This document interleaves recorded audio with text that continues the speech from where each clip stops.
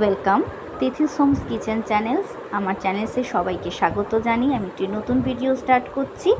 তো আপনাদের সঙ্গে শেয়ার করে নিচ্ছি একটু অন্য রকমের ভিডিও। আশা করি আপনারা সবাই ভালো আছেন, সুস্থ আছেন। আজকে যে রান্নাটি আপনাদের সঙ্গে শেয়ার করছি সেটি হচ্ছে কাতলা মাছের একদম অন্য রকমের রেসিপি, কাতলার মালাইকারি। তো প্রথমেই যেটা লাগবে, কাতলা মাছ তো অবশ্যই লাগবে। একটু বড় সাইজের কাতলা মাছ নিয়ে নেবেন।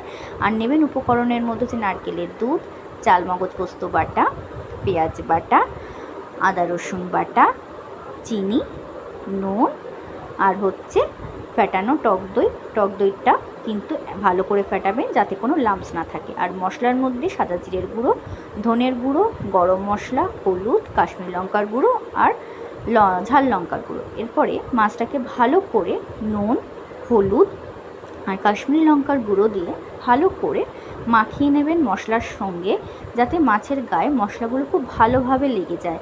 আর আমি এখানে যে নারকেলের দুধটা ব্যবহার করছি সেটি হচ্ছে একদম রেডিমেড নারকেলের দুধ। আপনারা কিন্তু ঘরেও নারকেলটাকে কুড়িয়ে সেটা থেকে কিন্তু নারকেলের দুধটা বার করতে পারেন। আমি এখানে ইজি প্রসেসে দেখাচ্ছি, ওই জন্য এইভাবে করছি।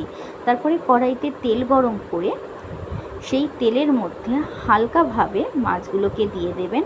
একদম হালকা করে মাছগুলোকে ভাজবেন, বেশি কড়া করে ভাজার কিন্তু একদম দরকার নেই। মাছ ভাজা হয়ে গেলে মাছগুলোকে তুলে সেই তেলে পেঁয়াজ বাটাটা দিয়ে ভালো করে নাড়িয়ে যখন ভাজা ভাজা হয়ে যাবে তার মধ্যে আদা রসুন বাটাটা দিয়ে দেবেন, যাতে পুড়ে না যায়। তার জন্য আমি দিয়ে দিলাম অল্প পরিমাণে জল। আর গরম মশলা বাদিয়ে সমস্ত মশলাগুলো একটু সামান্য জলের সাথে গুলে আবারও ভালো করে নাড়িয়ে নিতে হবে। তেল যখন ছেড়ে দেবে ওপর থেকে নুন, গরম মশলা আর ওই চালমগজ পোস্ত বাটাটাকে দিয়ে আবারও ভালোভাবে নাড়িয়ে চাড়িয়ে কষিয়ে নেবেন।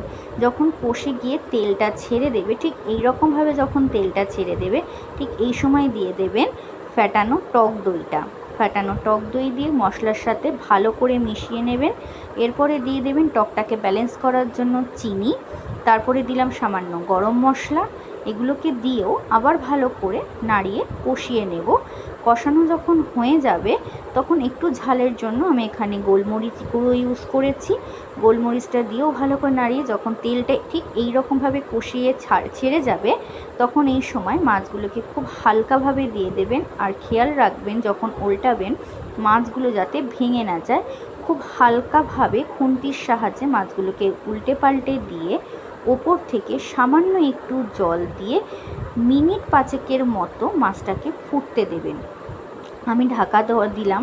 5 মিনিট পরে যখন ঢাকাটা তুলে নিয়েছি তখন মাছগুলোতে ভেঙে না যায়, খুন্তির সাহায্যে না নাড়িয়ে আমি হাত এইভাবে কিন্তু কড়াইটাকে নাড়িয়ে ওপর থেকে মেন ইনগ্রিডিয়েন্টস যেটা নারকেলের দুধ মালাইকারির জন্য যেটা লাগবেই সেটা দিয়ে ভালো করে নাড়িয়ে ওপর থেকে স্বাদ পরিমাণ নুন দিয়ে আরেকটু গরম মশলা দিয়ে 10 মিনিটের জন্য কিন্তু ঢাকা দিয়ে রাখতে হবে। 10 মিনিট পরে যখন টেক্সচারটা দেখবেন তখন দেখুন কি সুন্দর টেক্সচারটা, তেলটা কিন্তু একদম ছেড়ে দিয়েছে। এই অবস্থায় আরও 2 থেকে 3 মিনিটের মতো হালকা আঁচে হতে দেবেন। এইভাবে মালাইকারি করবেন যেরকম চিংড়ি মাছের করে, মাংসেরও মালাইকারি করে। তো আমি আজকে কাতলা মাছের মালাইকারি করেছি। এই রকমভাবে কাতলা মাছের মালাইকারি অবশ্যই বাড়িতে ট্রাই করবেন। আর খেয়ে কিন্তু অবশ্যই আমার কমেন্টস বক্সে জানাবেন কেমন লাগলো। তারপরে একটু গার্নিশের জন্য আমি পেঁয়াজটাকে একটু বেরেস্তা করে নিয়েছি। আপনাদের বাড়িতে যদি ধনেপাতা থাকে তাহলে ধনেপাতা দিয়েও কিন্তু করতে পারেন। তো আমি এখানে পেঁয়াজ দিয়ে ভালো করে বেরেস্তা দিয়ে এটাকে একদম সার্ভ করার জন্য রেডি করে নিলাম। এই রকম ভিন্ন স্বাদের ভিডিও পেতে আমার চ্যানেলটিকে অবশ্যই সাবস্ক্রাইব করবেন, লাইক কমেন্ট শেয়ার অবশ্যই করবেন। আর ভালো লাগলে কিন্তু আমার কমেন্ট সেকশানে জানাতে একদম ভুলবেন না।